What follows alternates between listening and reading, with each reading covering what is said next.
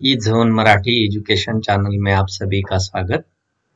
विद्यार्थी मित्रों, आज हम 5वीं कक्षा से लेकर 12वीं कक्षा तक जो हिंदी विषय की कृति पत्रिका होती है, उस कृति पत्रिका में जो सबसे महत्वपूर्ण कुल 7 अंक के लिए जो प्रश्न पूछा जाता है, निम्नलिखित विषयों में से किसी एक विषय पर लगभग 80 से 100 शब्दों में निबंध लिखना है। तो वह निबंध लेखन करते समय क्या करना चाहिए, जो कि आपको कुल 7 अंक में से कुल 7 अंक मिलने चाहिए। इसलिए यह ऑनलाइन लेक्चर आप अंत तक देखिए और जो कुल 7 अंक है वह हासिल करना मत भूलिए। तो अंत तक देखना मत भूलिए। चलिए आगे देखने वाले हैं हम। निबंध लेखन एक कला है। निबंध का शाब्दिक अर्थ होता है सुगठित अथवा सुव्यवस्थित रूप में बंधा हुआ। साधारण गद्य रचना की अपेक्षा निबंध में रोचकता और सजीवता पाई जाती है। निबंध गद्य में लिखी हुई रचना होती है छात्रों, जिसका आकार सीमित होता है। उसमें किसी विषय का प्रतिपादन अधिक स्वतंत्रता पूर्वक और विशेष अपनेपन और सजीवता के साथ किया जाता है। एक सूत्रता, व्यक्तित्व का प्रतिबिंब, आत्मीयता, कलात्मकता निबंध के तत्व माने जाते हैं। इन तत्वों के आधार पर निबंध की रचना की जाती है। तो निबंध कैसा लिखना है आप जानने वाले हैं। कुछ निबंध लिखते समय निम्नलिखित बातों की ओर आपका ध्यान आकर्षित होना चाहिए। निबंध का प्रारंभ, विषय विस्तार, समापन, इस क्रम से निबंध लेखन करना उचित है। विषयानुरूप भाषा का प्रयोग करें। भाषा प्रभावी, प्रवाही, रोचक और मुहावरेदार हो।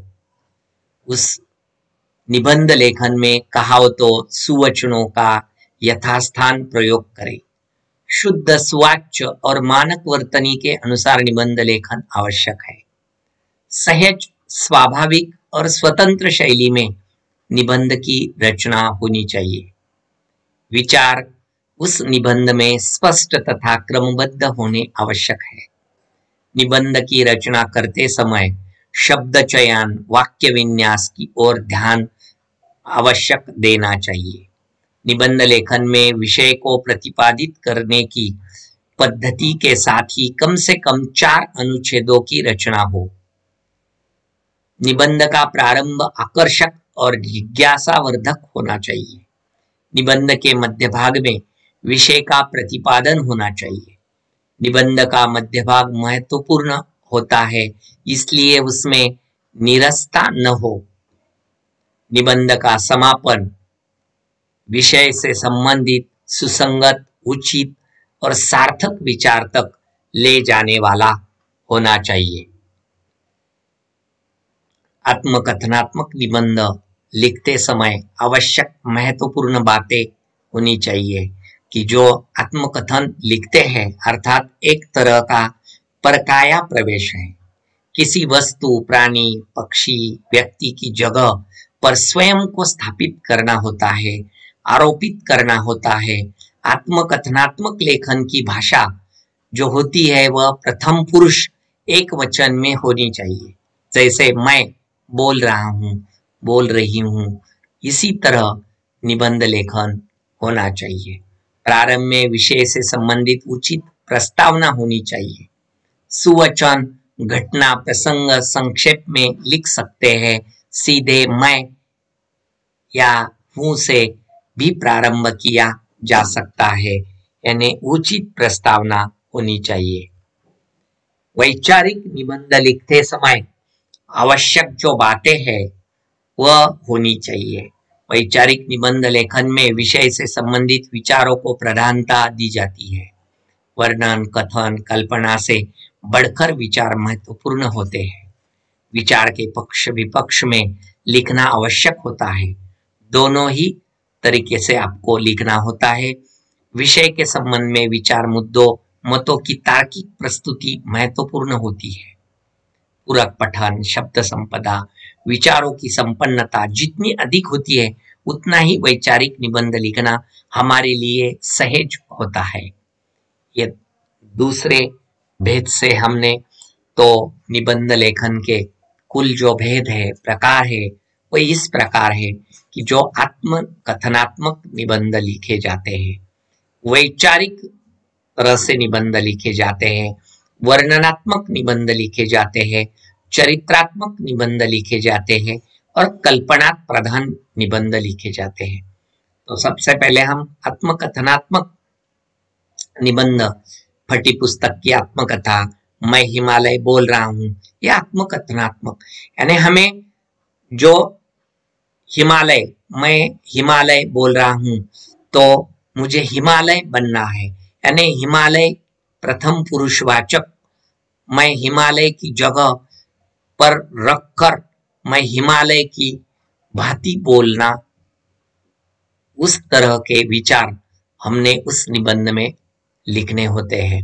वैचारिक निबंध में समाचार पत्र, विज्ञान के चमत्कार, इस पर वैचारिकता महत्वपूर्ण होती है। और वर्णनात्मक में जो हमने स्थल देखा है, जो स्थल की सैर की है, उस सैर का विस्तृत वर्णन हमें लिखना होता है।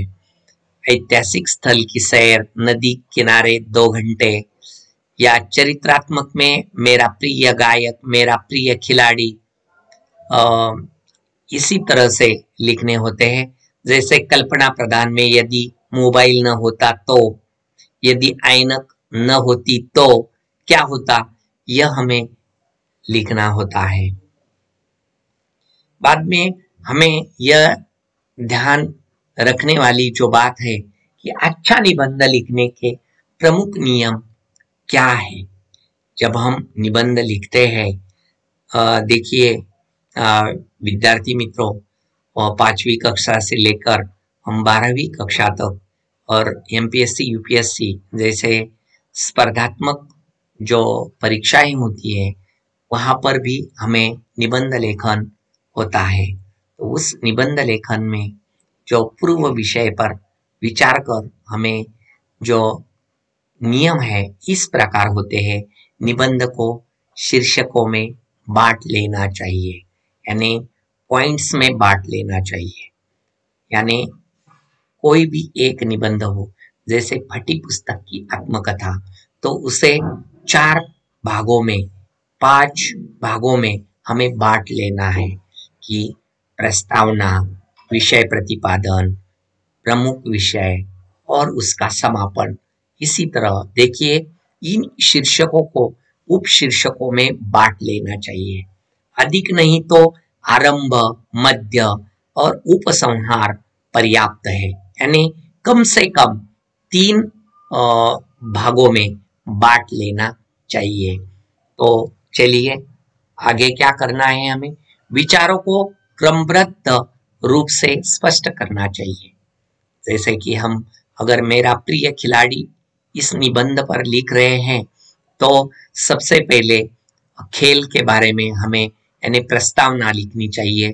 उसके बाद हम जिस खिलाड़ी की बात कर रहे हैं उसका परिचय हम देंगे।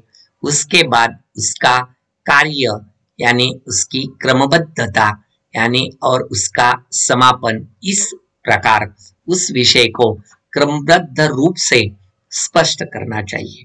विचारों की पुनरावृत्ति से बचना चाहिए। लिखने के बाद उसे पढ़िए, उसमें आवश्यक सुधार कीजिए।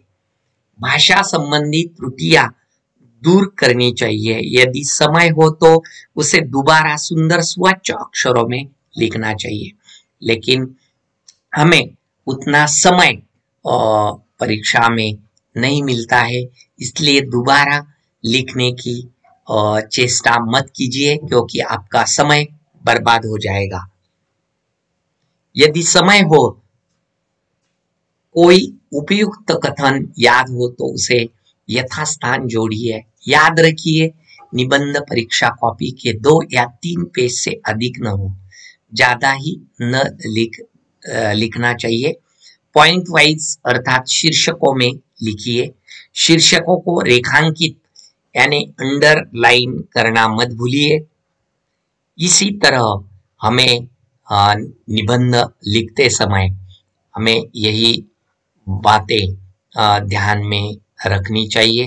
अगर हम यही बातें हमारी ध्यान में रखते हैं तो हम अवश्य निबंध लेखन इस जो विषय है उस पर लगभग 80 से 100 शब्दों में हम पूरी तरह से लिख सकते हैं और कुल अंक प्राप्त कर सकते हैं।